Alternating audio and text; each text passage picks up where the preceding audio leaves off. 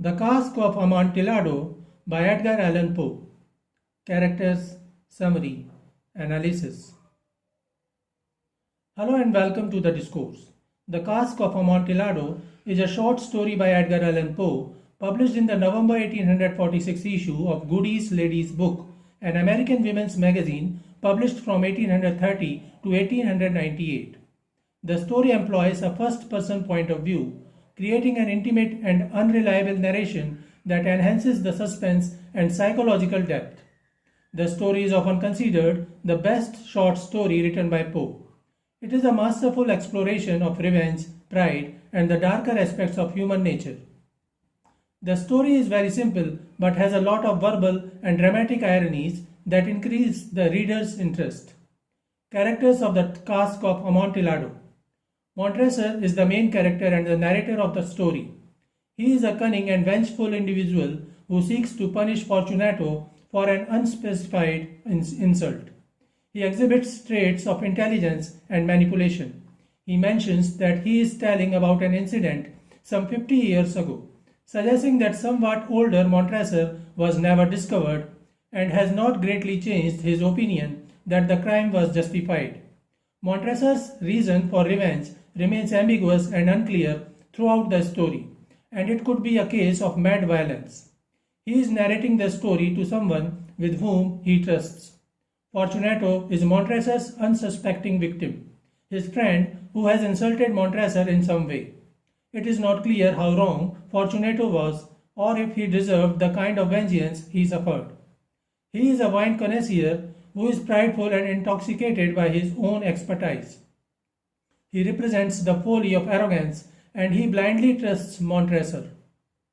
Luchesi is a minor character mentioned in the story. He is a rival wine connoisseur to Fortunato, used by Montresor to provoke Fortunato's jealousy and tempt him to taste the wine in his family's vaults. Fortunato repeatedly insults Luchesi for his lack of intellectual, but fails to notice any ill intentions of Montresor and appears even more of a dupable fool.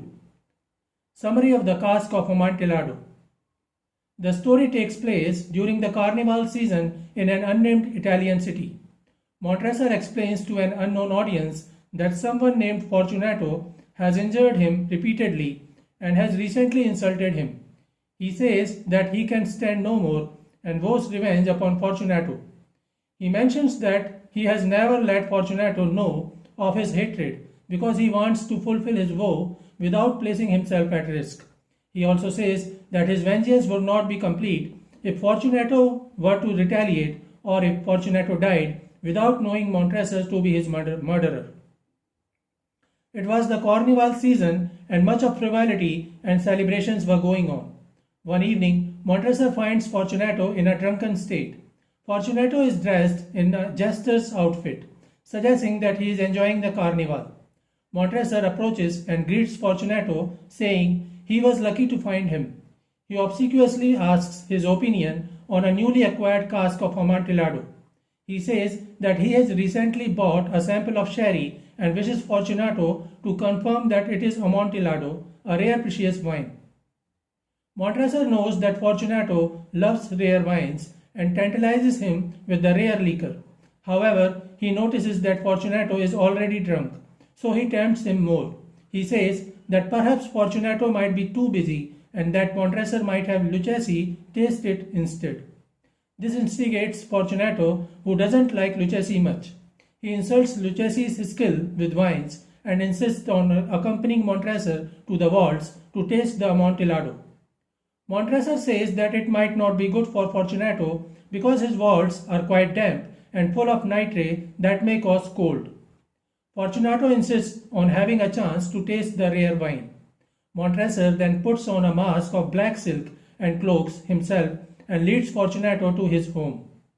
Previously, Montresor told all his servants that he would be late at night and had told them to leave and join the carnival. Thus, when Montresor brings Fortunato to this home, there is no one to see them. He tells him that he has kept the rare wine safe in his vaults back behind the catacombs of his ancestors. He takes 2 torches and handing one to Fortunato leads Fortunato into the Montresor catacombs. The passageway was damp and full of potassium nitrate.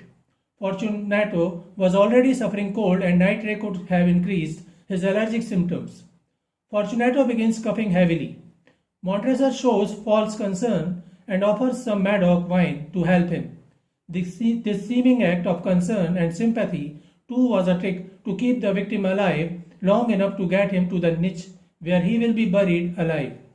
He wonders that ill health may prompt Fortunato to decline the offer of tasting Amontillado, and hence he again mentions Lucchesi to tempt him more. He offers to bring Lucchesi as Fortunato is unwell. Fortunato feels insulted. He abuses Lucchesi again and insists on continuing. Fortunato drinks Madoc to the dead, and Montresor drinks to Fortunato's long life. Fortunato observes the vastness of Montresor's vaults, and Montresor replies that the Montresors were a large family. Fortunato says that he has forgotten what Montresor's coat of arms looked like.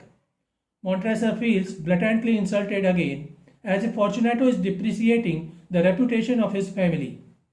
Montresor belongs to an established family. His house had once been noble and respected, but has fallen slightly in status. Fortunato, as his name suggests, has been blessed with good fortune and wealth, and Montresor feels he is mocking him. He calmly answers that his family's coat of arms has on it a huge human foot of gold, in a field azure. The foot crushes a serpent rampant whose fangs are embedded in the heel, and that the family motto is Nemo me impune licessit.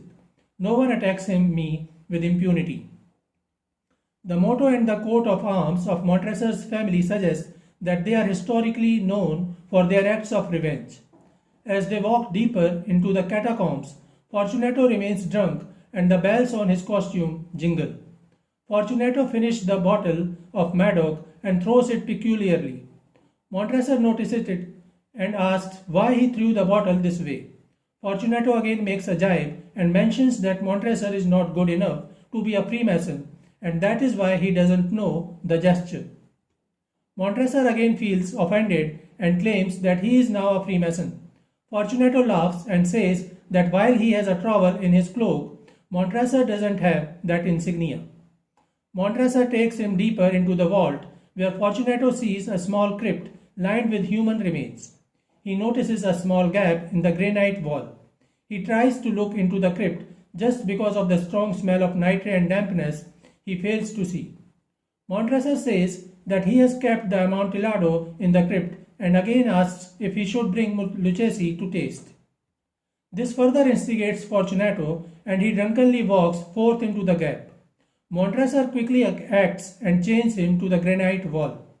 Being drunk, Fortunato is almost unaware of what is happening. Montresor mocks Fortunato and asks him again if he is well. Fortunato asks him about Amontillado and Montresor says that he will bring it soon. Then he reveals a pile of building stone and mortar that has been hidden by bones. Montresor then begins to wall up the gap, with Fortunato inside.